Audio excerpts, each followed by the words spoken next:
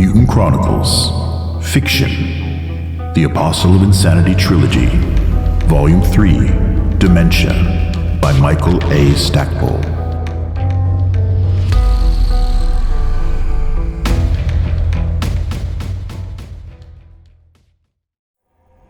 Chapter 2.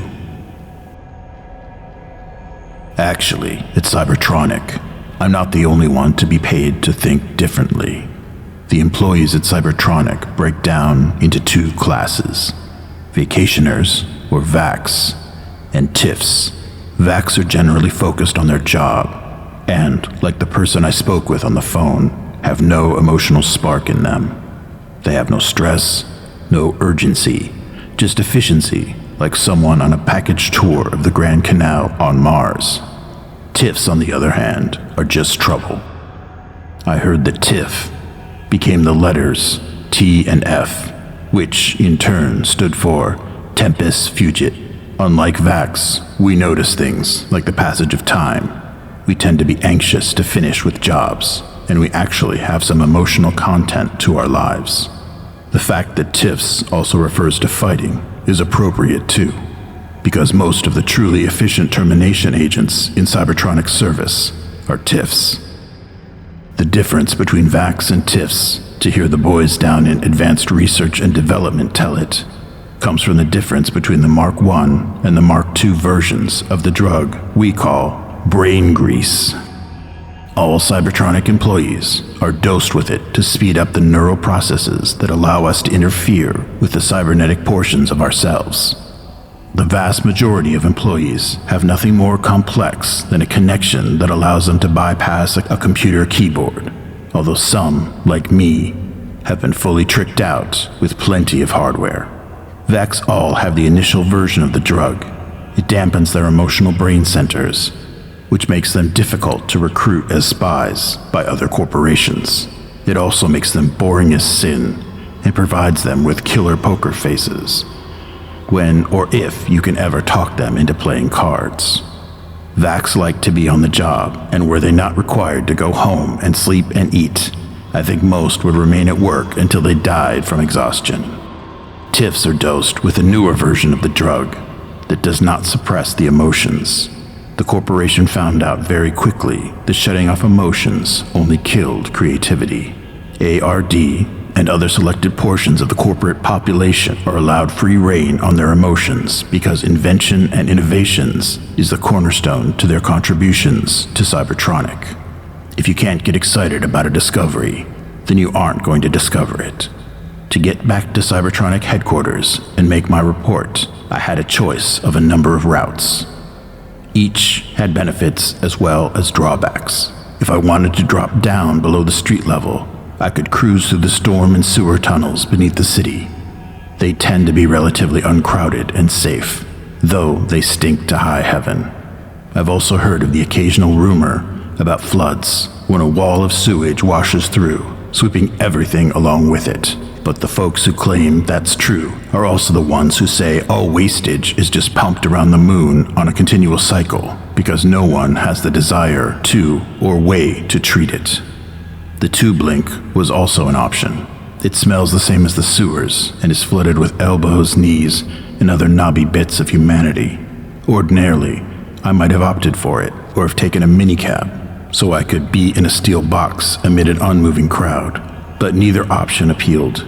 I had a need for speed. I also had a need to be inside my body and moving. I found myself in this mood fairly often as I slipped into an extracorporeal sensory network. I might in fact be a ghost in the machine, but I want to be sure I'm firmly locked back into my machine after I've been away from it. After I died and Cybertronic brought me back, I spent a great deal of time becoming accustomed to the new look and the new kinesthetics of my body. Being shorter and quicker took getting used to. I couldn't remember what life had been like before, mind you, but I felt it was wrong. Even now, I occasionally wonder why something seems further away than it should, or why what might have once seemed quick now seems very slow. My mood demanded I walk, so I set out.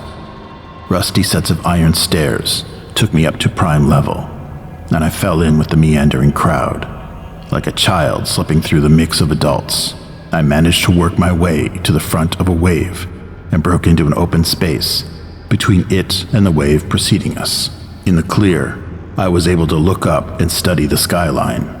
That helped soothe my feelings of dislocation. The architecture that made up Luna City must have scared me as a child. Baroque and Byzantine, loaded with symbolism and flecked with neon. It looked as if it had been designed by Gaudi after he discovered LSD and Dayglow paint. Clean-lined corporate towers emerged from the midst of squatting black brick hovels. The corporate towers in turn surrounded the arcane spire of the Brotherhood's cathedral. Come to think of it, it was probably the cathedral that scared me as a child. There are some things you never outgrow. The Brotherhood is one of those organizations that sees as its mission minding everyone else's business. It arose during the darkest period in the history of humanity, when we were doing our best to rip ourselves apart.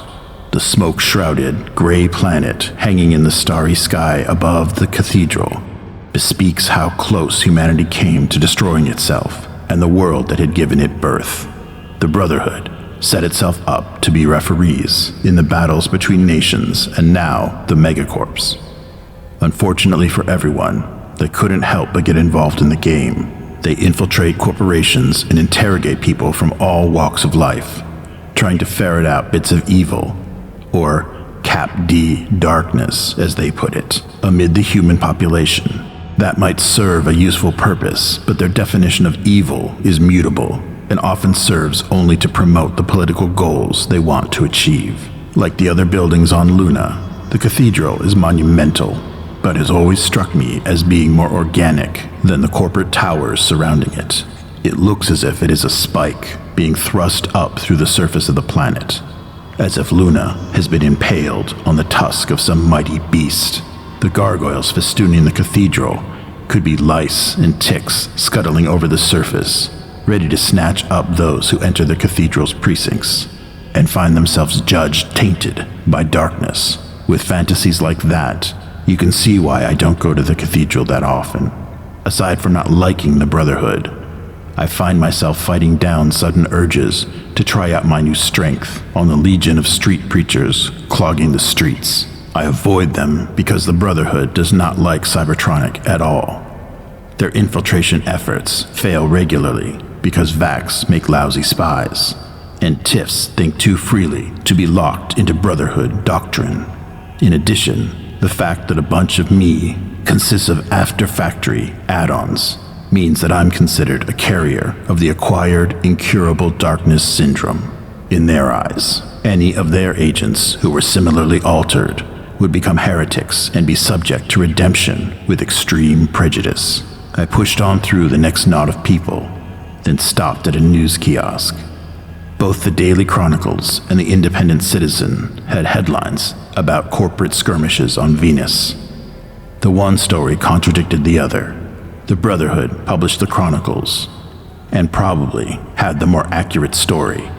But the Citizen would have turned some poor slob foot soldier into this week's hero, and would be better reading. The news stories didn't really interest me that much. I buy the paper for the classified ads and personals. You can tell a paper by its personals. The Citizen was chock full of human interest stuff. Lost animals, lost loves, and secret little messages from one person to another. The Chronicles only published serious personals, like advertisements for Book of Law study groups, or requests for family and genealogical information. Reading other folks' personals probably made me something of a voyeur, but there was something about the pleas that resonated with the human side of me for some reason. I paid for a copy of The Citizen and picked up a pack of Nick sticks for Andy. I don't know how she can stand the things. They're flavored sugar with just enough nicotine and caffeine to give you a rush. Aside from reanimating dead bodies, Nick sticks were her only vice, so I indulged her. When you're a machine, you do what you must to keep your mechanic happy. I didn't enter the Cybertronic tower directly. Instead of walking up the steps to the front door and attracting the attention of every watcher the Brotherhood employed to spy on us, I cut into a small Afghan Caribbean diner 3 blocks away. I nodded at the hostess, then walked back to the bathroom. Once inside, I stared into the mirror and felt around under the wash basin for a lump of old chewing gum. I pressed on it, and the button hidden beneath it, then initiated the recognition sequence. The computer splashed a dizzying array of symbols and numbers against the lens of my eyes, and an ultraviolet laser mounted behind the mirror read them. The toilet flushed to cover the sound of the side wall sliding into the ceiling, and I stepped through the small closet-like dumbwaiter on the other side. The wall descended again, and then it locked in place. The box started its descent. It would have been simpler for someone to have faked up the recognition sequences that got me into the box, if the corpse trusted their technology enough and had the right codes, but the transit to the tunnel below would have stopped them. As I descended, a whole battery of scanners measured, weighed, and analyzed everything, from my oxygen intake to the nature of the stains on my clothes. Had anything appropriate been detected, I would have been detained or destroyed. As it was, I passed with flying colors and was released into a dimly lit corridor, approximately 5 levels below the street. The computer added ultraviolet into the range of light I could visualize, and that provided me with all sorts of signs that would have been otherwise invisible. The UV lettering and symbols appeared to me in shimmering shades of gold. The arrows along the floor that pointed me towards my destination had long ago prompted me to think of the path as the yellow brick road. That was appropriate, because advanced research and development for Cybertronic was the land of Oz. It was not that it was overrun with munchkins, as much as anything and everything could be found in the vast complex of subterranean rooms. This came both from the inventions the staff created and the fact that the staff was not allowed out on the streets. Their whims and desires had to be accommodated there, in Oz, to avoid any chance of another corp kidnapping them to learn what Cybertronic was up to. Luckily for the corporation, the vast majority of ARD rats found their greatest pleasure in doing advanced research and development. While they put in the long hours and assignments the corporation gave them, they spent their leisure time puttering with pet projects that occasionally made the transition to corporate projects. And the things that didn't make the jump just flew, crawled, or gathered dust somewhere in Oz. From the secure corridor, I entered a well-lit lobby that rivaled any of those on the upper, accessible levels of the tower. Prim and proper, Miss Wickersham sat behind her desk and looked up at me as I approached her. No recognition flashed through her eyes, nor did her nose wrinkle in disgust at the odoriferous part of my disguise. "Good morning, Mr. Dent. Just say the word and we can run away to Tahiti and frolic naked in the surf. I appreciate the offer, Mr. Dent, but the Pacific Ocean is unfit for bathing. The sun exposure levels in Tahiti for one day have a positive correlation with an incident of malignant melanoma in 6.7 years from incidents of exposure." I sighed. Vacs have no sense of romance, which is made worse when they come packaged for it the way she was. Tall, blonde, with blue eyes, and a body that benefited quite well from the company-mandated 6 hours of aerobic exercise a week. Miss Wickersham was enough to seduce a Brotherhood Inquisitor into forgetting his vows. Still, she was lost to me, and I took refuge in the idea that the drug kept us apart, instead of daring to imagine she would have rejected me herself. "You're breaking my heart, Maddie. I can place a call to Dr. Carter, and she can have you scheduled for maintenance." I shook my head. "It'll pass. I'm on my way to see Dr. Carter now. Don't call ahead. I want to surprise her. Have a pleasant day, Mr. Dent." As I stepped through the door, beyond her position and into Ard, something black and skeletally bat-like detached itself from the false ceiling and swooped in at my head. Without thinking, I leaned to the right and brought a stiffened finger from my left hand up like a knife blade. The blow caught the creature between its round head and ovid thorax, severing them amid a shower of sparks. What the hell was that? I looked up over a labyrinth of room partitions and saw 2 tall men applauding while a third cursed. I caught the head just before it hit the ground and held it up as if it were Yorick's skull, and I was Robo-Hamlet. The plastic sphere had 2 button sensors where the eyes should have been, and a pair of tall, pointed ears made of fine mylar mesh. A mouth had been painted on, featuring garish vampire teeth. "It's a Bat Guardian security drone, Rev 1, Simons announced when he finished swearing. My computer failed to come up with a project match code, and I told him so. This is new. Boggs, one of the other 2 scientists, smiled. It was originally a Boris the Bat Halloween Kids Companion. The company brought up the project file, and I saw that the little bat drone had shown to be unable to distinguish between legitimate targets and kids in scary masks. I frowned. Hasn't the Brotherhood canceled Halloween anyway? They're trying to, but the cartel is holding the holiday ransom against the trimming back of certain Inquisition inquiries. Simmons walked over and picked up the body of his broken toy. It was coming to perch on your shoulder, having identified you as a friendly. The sound of his voice made me think I'd kicked a puppy. I'm sorry, Dr. Simmons. I thought it was attacking. Still, if I could take it out with my hand. I let my voice trail off sympathetically.